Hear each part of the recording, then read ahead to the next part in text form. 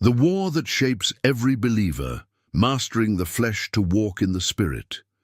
Every believer, whether new in faith or seasoned by years of devotion, is engaged in a war that cannot be escaped. It does not announce itself with visible weapons, loud alarms, or public battles. Instead, it unfolds quietly, relentlessly, and daily within the human heart. This is the war between the flesh and the Spirit. It is not symbolic, poetic, or metaphorical in nature alone. It is real, practical, and decisive, shaping the direction of a believer's life, spiritual growth, obedience, and destiny. Many believers struggle not because they lack faith, but because they misunderstand the battlefield. They pray for peace, without recognizing that peace comes through order. They ask for spiritual victory, without understanding that victory requires discipline. They desire intimacy with God, while still negotiating with the impulses of the flesh. This inner conflict explains why many feel stuck, spiritually exhausted, or inconsistent, despite sincere belief. The war does not exist because of weakness. It exists because of calling. Where God intends elevation, resistance inevitably appears. The flesh is not merely the physical body, it is the natural self operating independently of God. It seeks comfort over obedience, pleasure over purpose, and control over surrender. The Spirit, on the other hand, is the part of humanity awakened by God, aligned with truth, and designed to govern the whole being. When the Spirit leads, clarity, peace, and direction follow. When the flesh dominates, confusion, compromise, and inner turmoil arise. This war shapes every believer because it determines who is in control. It decides whether a person will live reactively or intentionally, driven by impulses or guided by conviction. It determines whether faith becomes a surface identity or a transformative force. Understanding this conflict is not optional for those who desire spiritual maturity. Ignoring it leads to stagnation. Facing it with wisdom leads to freedom. What follows in this work is not condemnation but clarity, not pressure but truth. The goal is not to shame the struggle, but to illuminate it, so that believers can finally understand what they are fighting, why the fight exists, and how victory is actually achieved. Mastery of the flesh is not about suppression, self-hatred, or denial of humanity. It is about alignment. It is about restoring the Spirit to its rightful position of leadership. The journey begins with recognizing the true nature of the enemy within, understanding the flesh, why it resists the Spirit. The flesh resists the Spirit not because it is evil in essence, but because it was never designed to lead. The flesh represents the human will, desires, instincts, and survival-oriented impulses operating apart from divine guidance. It is self-preserving, self-centered, and immediate in its orientation. The Spirit, by contrast, is eternal-oriented, truth-driven, and aligned with God's will. Conflict arises when the flesh attempts to occupy a position it was never meant to hold. From the moment a believer becomes spiritually awakened, this tension intensifies. Before awareness, the flesh rules uncontested. Decisions are made based on emotion, fear, desire, and social conditioning. Once the Spirit awakens, a new authority enters the internal system. This new authority speaks of restraint where indulgence once reigned, patience where urgency once ruled, and obedience where autonomy was previously unquestioned. The flesh interprets this shift as a threat. The flesh resists because spiritual discipline feels like loss to the untrained mind. When the Spirit calls for silence, the flesh demands noise. When the Spirit calls for fasting, the flesh demands satisfaction. When the Spirit calls for forgiveness, the flesh insists on justification. This resistance is not accidental. It is the natural reaction of a displaced ruler. The flesh does not surrender willingly. It must be trained, governed, and placed under authority. One of the greatest misunderstandings among believers is assuming that spiritual growth automatically weakens the flesh. In reality, growth increases awareness of the conflict. The more clearly a believer hears the voice of the Spirit, the louder the flesh protests. This is why moments of spiritual elevation are often followed by intense temptation, emotional turbulence, or internal doubt. The flesh senses its diminishing control and responds with urgency. The flesh thrives on immediacy. It seeks instant relief, instant pleasure, instant affirmation. The Spirit, however, works through process, patience, and long-term transformation.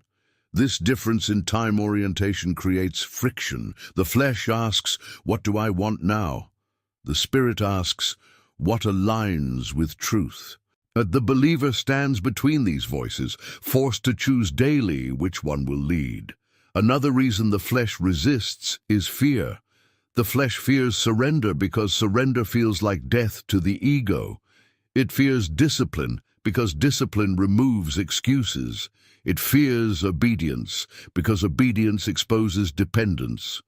To walk in the Spirit requires trust, and trust demands relinquishing control. The flesh survives by maintaining control, even when that control leads to chaos. Understanding the flesh also requires honesty. The flesh is not only expressed through obvious sins or destructive habits. It appears subtly in pride, disguised as confidence, in self-reliance masked as strength, and in spiritual performance driven by validation rather than devotion. The flesh can even use religious language to preserve dominance, encouraging activity without intimacy and routine without transformation. This is why mastery of the flesh is not achieved through external behavior modification alone. It requires internal realignment. The Spirit must be strengthened, not merely acknowledged. Just as muscles grow through resistance, the Spirit grows through intentional discipline, obedience, and submission to truth. Without strengthening the Spirit, attempts to suppress the flesh lead to exhaustion and relapse. The war intensifies when believers attempt neutrality. There is no neutral ground in this conflict. The flesh does not coexist peacefully with the Spirit. One leads and the other follows. When the believer delays decision, the flesh fills the vacuum. When clarity is postponed, impulse takes control. Spiritual authority must be exercised intentionally, not assumed automatically. The good news is that resistance itself is evidence of potential. The presence of struggle does not indicate failure, it indicates awakening. The war exists because transformation is underway. The flesh fights because the Spirit threatens its dominance. This perspective reframes the struggle not as a curse, but as confirmation that something greater is being formed. Victory does not begin with force, but with understanding. Once a believer recognizes the flesh for what it is, the battle becomes clearer. The enemy is no longer mysterious, undefined, or overwhelming. It becomes identifiable, governable, and trainable. The flesh does not need to be destroyed, but disciplined. It must learn to serve rather than rule. This understanding lays the foundation for everything that follows. Without clarity about the nature of the flesh, attempts to walk in the Spirit remain inconsistent. With clarity, the believer gains authority. The war continues, but it no longer controls the outcome. If this message is speaking to your inner struggle and helping you understand the war you face daily, subscribe to the channel now so you can continue this journey of spiritual clarity, discipline, and growth with us. The illusion of freedom, how the flesh promises life but delivers bondage. The flesh presents itself as freedom, but it is one of the most convincing illusions a believer must confront. At first glance, the desires of the flesh feel natural, reasonable, even necessary. They speak the language of autonomy, self-expression, and personal satisfaction. The flesh whispers that freedom means doing what feels right, following one's impulses, and refusing restraint. Yet over time, this promise reveals its true nature. What begins as indulgence slowly becomes dependency. What feels like choice turns into compulsion. What appears as freedom quietly becomes bondage. This deception is subtle because the flesh rarely demands everything at once. It negotiates, it compromises, it suggests small allowances, minor exceptions, and temporary indulgences. It convinces the believer that discipline can wait, that obedience can be delayed, that boundaries are optional. The danger lies not in one decision, but in the pattern that forms when the flesh is consistently given the final word. Over time, the believer discovers that the flesh never settles for partial control. It always seeks expansion. True freedom, as defined by the Spirit, is not the absence of limits, but the presence of alignment. It is the ability to choose what is right even when it is difficult. It is the capacity to say no to impulses that lead away from purpose. The flesh, however, defines freedom as the removal of all resistance.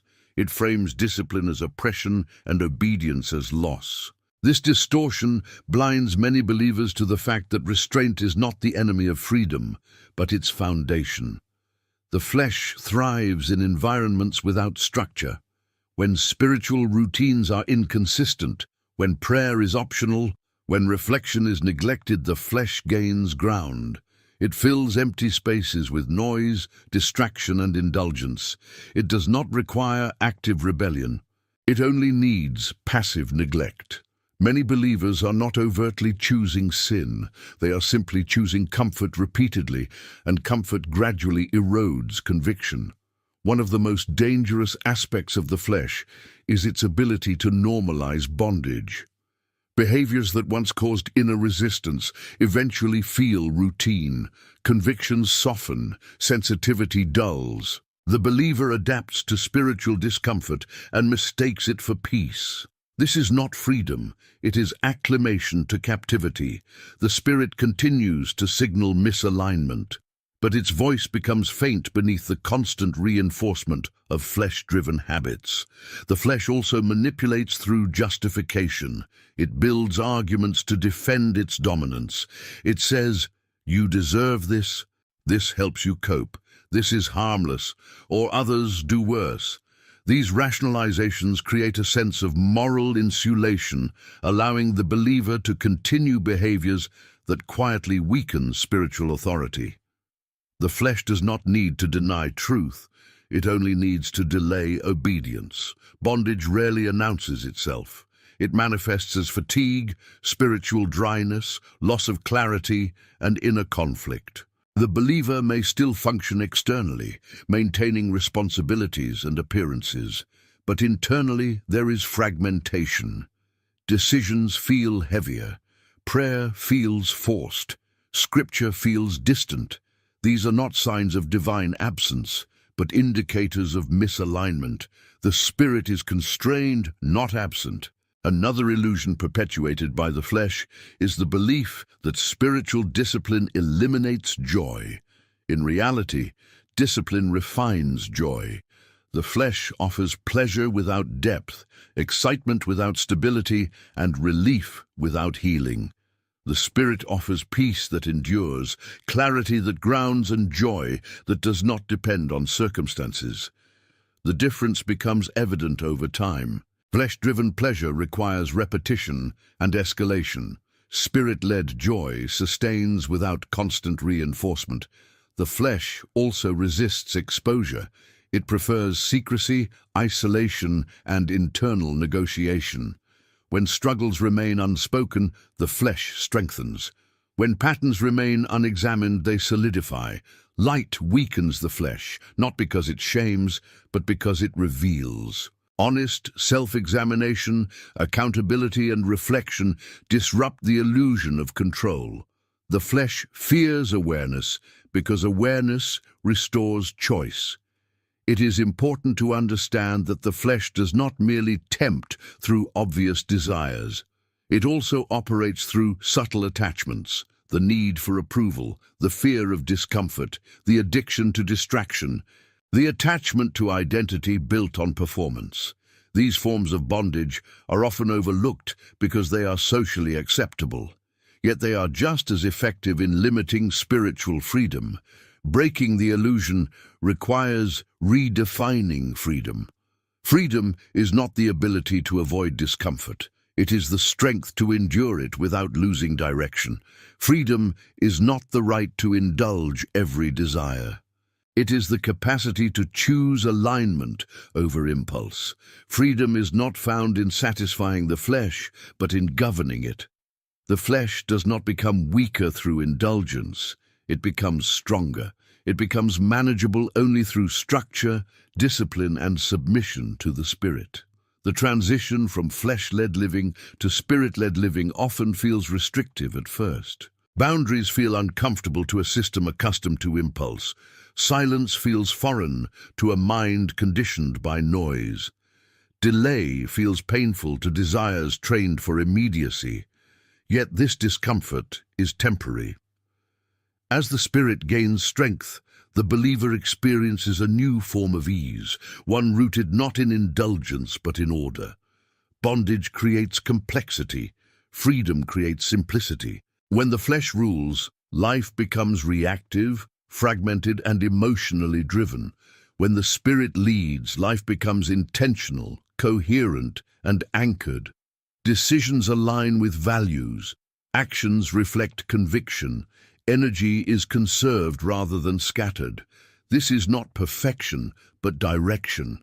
The flesh's greatest lie is that surrendering control leads to loss. In truth, surrender restores clarity. It removes the burden of self-governance that the flesh was never designed to carry. The Spirit was created to lead, to align with truth, and to bring the believer into harmony with purpose. When the flesh relinquishes its false authority, it does not disappear. It finds its proper role as a servant rather than a ruler. This process is not instantaneous. It requires patience, consistency, and intentional practice. The flesh will test boundaries. It will attempt to renegotiate terms. It will resurface in moments of fatigue or emotional vulnerability. This does not mean failure. It means the process is working. Mastery is not achieved through suppression, but through repeated alignment. Understanding the illusion of freedom is a turning point. Once a believer recognizes that unchecked desire leads to captivity, the motivation for discipline shifts. Obedience is no longer seen as obligation, but as protection. Structure is no longer viewed as limitation, but as support. The war continues, but the terms of engagement change. If this message is helping you see through the false promises of the flesh and guiding you toward real spiritual freedom, subscribe to the channel so you can continue learning how to walk in the Spirit with clarity, strength, and consistency. Strengthening the inner authority, how the Spirit learns to lead the flesh. The Spirit does not automatically rule simply because a person believes. Spiritual authority is not granted by confession alone. It is developed through alignment, discipline, and consistent obedience. Many believers assume that the presence of faith equals the presence of control, but the reality is far more demanding. The Spirit must be strengthened intentionally, otherwise the flesh will continue to dominate by default. Authority inside the believer follows the same principle as authority in any system. The strongest voice leads. The flesh gains power through repetition. Every time impulse is obeyed, it becomes easier to obey it again. Every time comfort is chosen over conviction, the flesh reinforces its position. The Spirit, however, grows through resistance. It strengthens when the believer chooses truth over feeling, obedience over ease, and alignment over impulse. This is why spiritual growth often feels uncomfortable at first. Growth requires opposition. Without resistance, the Spirit remains weak, not because it lacks potential, but because it lacks training. The Spirit learns to lead through attention. What a believer consistently focuses on begins to govern internal direction. When the mind is constantly occupied with distraction, urgency, and external noise, the spirit struggles to assert clarity. Silence, reflection, and intentional stillness are not passive acts. They are training environments for the spirit. In quiet moments, the spirit becomes audible. In constant stimulation, it is drowned out. One of the most overlooked truths in spiritual development is that discipline precedes desire. Many believers wait until they feel motivated to act spiritually, but the spirit rarely grows through emotion. It grows through structure. Prayer practiced without feeling still strengthens alignment. Obedience chosen without emotional reward still builds authority. Over time, desire follows discipline. The flesh seeks feeling first, then action. The spirit requires action first, then feeling. Consistency is the language the spirit understands. Sporadic effort produces fragile authority. Repeated alignment produces strength. A believer who engages in small daily acts of discipline develops more spiritual authority than one who relies on occasional intensity. The flesh thrives on inconsistency because it exploits gaps. The spirit thrives on rhythm because rhythm creates stability. Another key to strengthening the spirit is learning to delay response. The flesh reacts immediately. It demands instant relief, instant defense, instant expression. The spirit pauses. In that pause, power is built. Choosing not to respond impulsively trains the spirit to govern emotional energy. Over time, this pause becomes a space of authority where clarity replaces chaos. Many spiritual failures occur not because of intention, but because of speed. Slowing down is not weakness, it is strategy. The spirit also grows through alignment with truth rather than self-image. The flesh is deeply invested in identity maintenance. It wants to appear strong, correct, justified, and respected. The spirit is concerned with truth, even when truth exposes weakness. When a believer chooses honesty over appearance, the spirit gains authority. Self-deception feeds the flesh. Self-awareness strengthens the spirit. Spiritual authority is also cultivated through surrender of control. This does not mean passivity or resignation. It means recognizing limits. The flesh insists on managing outcomes, controlling perceptions, and securing certainty. The spirit operates through trust. When control is released, anxiety loses fuel. The flesh fears surrender because surrender dismantles its illusion of power. The spirit gains strength when the believer stops trying to orchestrate every result. Another critical element is endurance. The flesh avoids discomfort. The spirit is refined through it. When a believer learns to remain aligned in moments of fatigue, frustration, or disappointment, the spirit grows resilient. Endurance builds depth. It teaches the inner system that obedience is not conditional on comfort. Over time, this produces stability that cannot be shaken by circumstance. The spirit also strengthens through alignment with purpose. When actions are connected to meaning, resistance loses intensity. The flesh thrives in aimlessness. When there is no clear direction, impulse fills the vacuum. Purpose organizes energy. It gives the spirit leverage. Even difficult disciplines become sustainable when they are connected to a larger vision. Without purpose, discipline feels like restriction. With purpose, it becomes investment. One of the most transformative shifts occurs when the believer stops fighting the flesh directly and instead focuses on feeding the spirit. Starvation weakens the flesh more effectively than confrontation. When the spirit is nourished through truth, reflection, prayer, and alignment, the flesh naturally loses dominance. Many believers exhaust themselves trying to suppress desires without strengthening the alternative authority. The result is frustration and relapse. Growth happens when attention shifts from what must be avoided to what must be cultivated. The flesh also loses power when the believer accepts responsibility for internal leadership. Blaming circumstances, people, or emotions preserves flesh dominance. Ownership restores authority. When a believer acknowledges, "I am responsible for what governs me," the Spirit steps into its role. Responsibility is not condemnation, it is empowerment. It returns control to where it belongs. Strengthening the Spirit also involves redefining success. The flesh measures success through outcomes, recognition, and immediate results. The Spirit measures success through alignment. A day of obedience without visible reward is still a victory. A moment of restraint, unseen by others, still builds authority. When success is redefined internally, external pressure loses its influence. It is important to understand that the flesh does not disappear as the Spirit strengthens. The war does not end. The balance of power shifts. The flesh becomes quieter, less persuasive, less urgent. Its voice may still appear, but it no longer commands automatic obedience. The Spirit becomes the default decision-maker. This is not perfection. It is leadership. This process requires patience. Authority develops over time, not overnight. There will be setbacks, moments of fatigue, and lapses in discipline. These do not erase progress unless they become patterns. The flesh will attempt to use failure as evidence of impossibility. The Spirit uses failure as feedback. Growth accelerates when the believer responds to misalignment with adjustment rather than condemnation.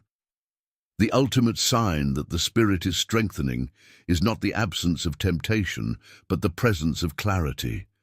Decisions become less emotionally charged.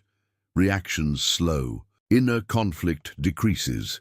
Peace becomes less dependent on external conditions. This is not numbness, it is order. The internal system begins to function as it was designed. The believer who strengthens the Spirit does not become rigid or detached. On the contrary, sensitivity increases, compassion deepens, discernment sharpens. The flesh associates control with loss of humanity, but the Spirit restores it. When the Spirit leads, emotions become information rather than dictators. Desires become signals rather than commands. Mastery of the flesh is not achieved by force, but by authority. Authority is built through consistent alignment, disciplined attention, delayed response, and surrendered control. When the Spirit is strengthened, the flesh naturally takes its proper place. The war continues, but it no longer defines the believer. Leadership does. If this teaching is helping you understand how to strengthen your spirit and reclaim inner authority, subscribe to the channel so you can continue growing in clarity, discipline, and spiritual strength with us. Discipline over desire. The daily practice that determines who rules within every believer eventually discovers that intentions alone are not enough to sustain a spirit-led life. Desire, no matter how sincere, cannot replace discipline. The flesh understands emotion, impulse, and motivation, but it does not respect intention without structure. This is why many believers experience cycles of spiritual intensity followed by collapse. The spirit awakens, longs for alignment, commits to change, and yet gradually loses ground again. The missing element is almost always the same: daily discipline. Discipline is not punishment. It is not denial for the sake of suffering. Discipline is the framework that protects alignment. It is the system that allows the spirit to remain in leadership even when emotions fluctuate. Without discipline, the flesh regains authority by default. The flesh does not need permission to rule, it only needs the absence of structure. Desire is unstable by nature. It rises and falls with mood, energy, and circumstance. The spirit cannot rely on desire alone to maintain direction. Discipline bridges the gap between conviction and consistency. It ensures that obedience is practiced even when motivation is absent. This is not hypocrisy, it is maturity. The flesh equates authenticity with acting on feeling. The spirit defines authenticity as acting on truth, regardless of feeling. Daily discipline begins with recognizing that every day presents a decision point. The war between flesh and spirit is not fought once. It is fought repeatedly in small, often unnoticed moments. The choice to pause instead of react. The choice to remain silent instead of defending ego. The choice to follow through on spiritual practices even when they feel dry. These moments shape authority more than dramatic acts of faith ever could. The flesh resists discipline because discipline removes excuses. When routines are established, the flesh loses its ability to negotiate. It can no longer claim confusion or emotional readiness as justification. Discipline exposes intention. It reveals whether alignment is truly desired or merely admired. This exposure feels threatening to the flesh, which thrives in ambiguity. One of the most powerful forms of discipline is consistency in solitude. The flesh fears quiet because quiet removes distraction. In silence, patterns become visible, motives surface, truth becomes unavoidable. Regular moments of stillness strengthen the spirit's awareness and weaken the flesh's influence. This is not about isolation from responsibility, but about intentional withdrawal to restore internal order. Another essential discipline is restraint in speech. The flesh uses words to release pressure, assert control, and defend identity. The spirit values timing, clarity, and necessity. Choosing not to speak impulsively trains the inner system to tolerate tension without discharge. Over time, this restraint builds immense authority. Many conflicts escalate not because of disagreement, but because the flesh demands immediate expression. Discipline also involves managing inputs. What the mind consumes shapes what the heart produces. Continuous exposure to noise, stimulation, and emotional triggers weakens spiritual sensitivity. The flesh feeds on excess. The spirit requires discernment. Choosing what to allow into attention is a form of leadership. Without this boundary, the flesh dictates focus and drains energy. The flesh often reframes discipline as rigidity, suggesting that structure limits authenticity. In reality, discipline creates freedom by reducing chaos. A disciplined life requires fewer decisions because alignment is already established. This conserves mental and emotional energy. The flesh thrives on decision fatigue. The spirit thrives on clarity. One of the greatest misconceptions about discipline is believing it eliminates struggle. Discipline does not remove desire. It governs response.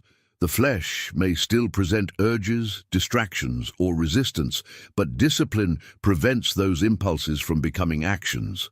Over time, the intensity of temptation decreases, not because the flesh disappears, but because it learns that its demands will not be rewarded. Daily discipline also teaches patience. The flesh seeks immediate results and visible confirmation. The spirit works through gradual transformation. Discipline trains the believer to remain committed without constant evidence. This patience builds resilience. It allows growth to continue beneath the surface long before it becomes visible externally. Another critical aspect of discipline is honoring limits. Fatigue weakens discernment. Overextension feeds irritation.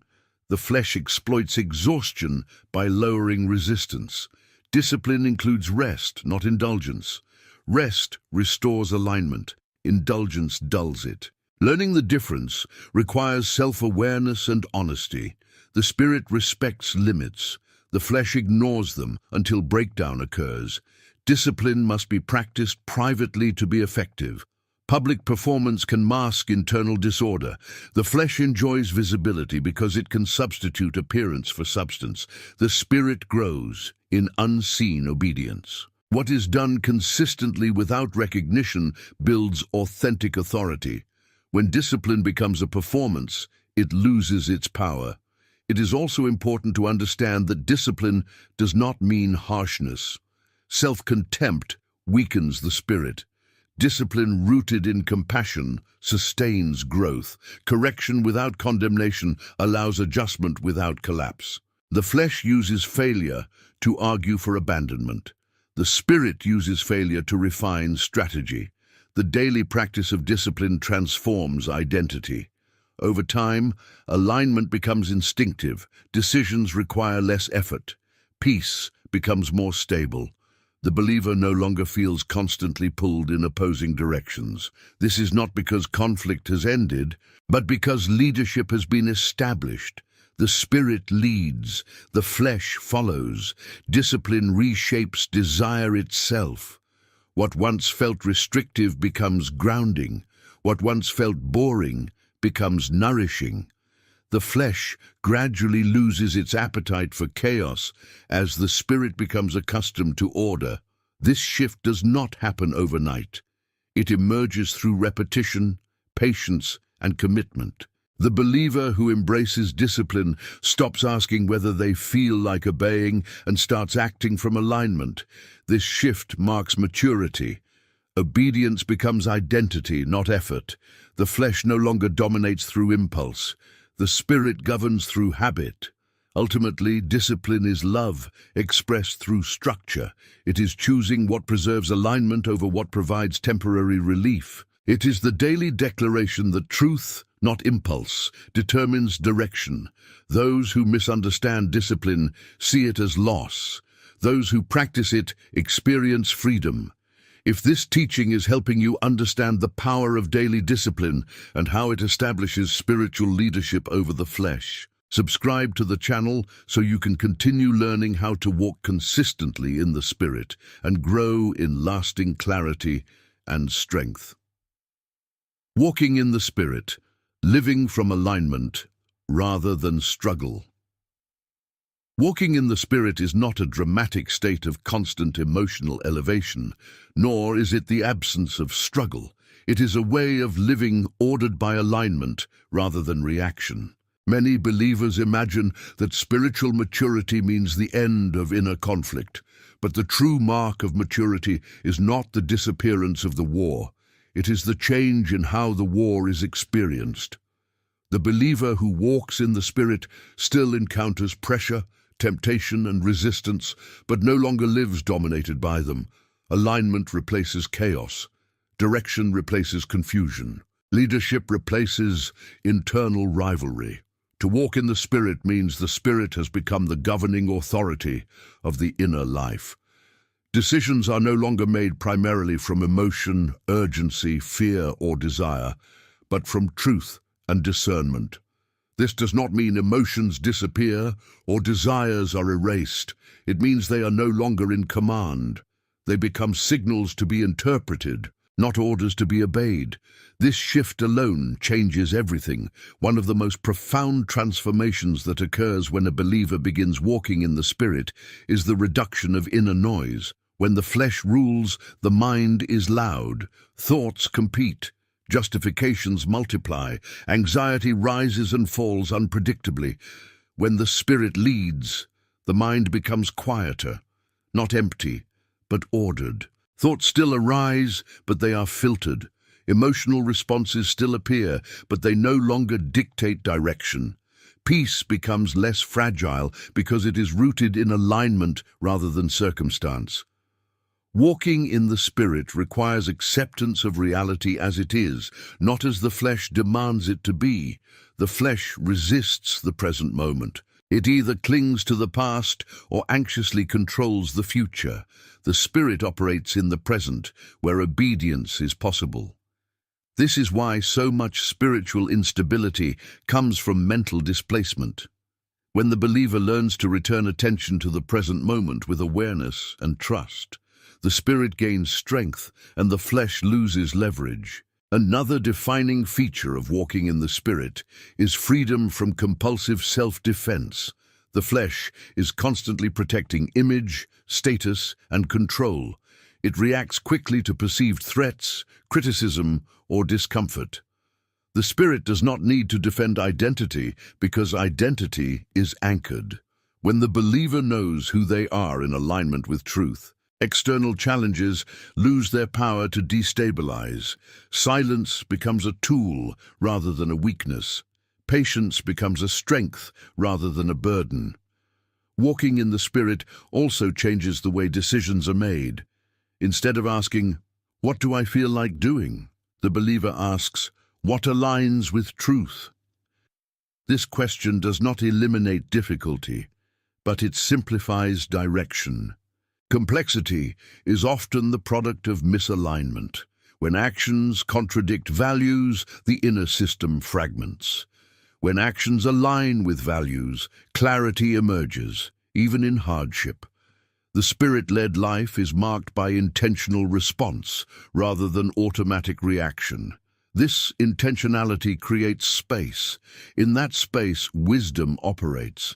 The flesh collapses space, forcing immediate action, immediate speech, immediate relief. The Spirit expands space, allowing reflection and discernment. Over time, this expanded space becomes the believer's default operating mode. Life slows internally, even when external demands remain high. Another important aspect of walking in the Spirit is learning to trust gradual transformation. The flesh demands immediate results as proof of progress. The Spirit works through accumulation. Small acts of obedience compound into stability. Small moments of restraint reshape character. Walking in the Spirit requires faith not only in God, but in the process itself. This faith prevents discouragement during seasons when change is subtle and invisible. The Spirit-led life also brings emotional honesty without emotional tyranny. Emotions are acknowledged without being indulged. Pain is felt without being dramatized. Joy is experienced without being clung to. This balance creates resilience. The believer no longer fears emotions because they no longer control outcomes. Emotions become part of the human experience rather than obstacles to spiritual life. Walking in the Spirit does not mean withdrawal from the world. It means engagement without absorption. The believer remains present in responsibilities, relationships, and challenges, but is no longer consumed by them. The flesh merges identity with circumstance. The Spirit maintains distinction. This distinction allows the believer to act wisely without becoming emotionally entangled. As alignment deepens, the war within changes tone. It becomes less exhausting and less constant. The flesh still attempts to regain ground, especially during fatigue, stress, or transition, but it no longer dominates. The believer recognizes these moments not as failures, but as signals to restore alignment. Recovery becomes quicker, self-awareness becomes sharper, growth becomes sustainable. Walking in the Spirit also produces humility, not the humiliation of self-rejection, but the humility of accurate self-perception. The believer understands their limits without being defined by them. This humility prevents both pride and despair. The flesh oscillates between superiority and shame. The Spirit remains grounded. Another outcome of Spirit-led living is consistency across environments. When the flesh leads, behavior changes depending on context. When the Spirit leads, values remain stable. This consistency builds integrity. Integrity reduces inner conflict. When thoughts, values, and actions align, energy is no longer wasted on internal contradiction.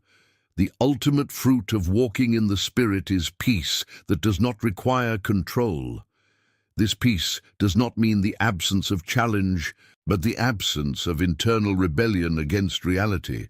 Acceptance replaces resistance. Trust replaces anxiety. The believer no longer fights life itself, only the impulses that seek to pull them out of alignment. It is important to understand that walking in the Spirit is not a finish line. It is a way of moving. It is practiced daily, renewed moment by moment. There will be days of clarity and days of fatigue. The difference is that the Spirit-led believer no longer interprets difficulty as failure. Difficulty becomes part of the path, not a reason to abandon it. The war that shapes every believer does not end in domination of the flesh through force. It ends in order through alignment. The flesh learns its place. The spirit assumes leadership. Life becomes less about fighting impulses and more about walking with direction. This is mastery, not through suppression, but through authority. Walking in the Spirit is ultimately a return to design. The human being was never meant to be governed by impulse, fear, or desire. The Spirit was created to lead, to align with truth, and to bring coherence to the inner life. When this order is restored, the believer does not escape the world, but moves through it with clarity and strength. If this teaching has helped you understand how to move from constant inner struggle to a life of alignment and spiritual leadership, subscribe to the channel so you can continue walking this path of growth, discipline, and truth with us.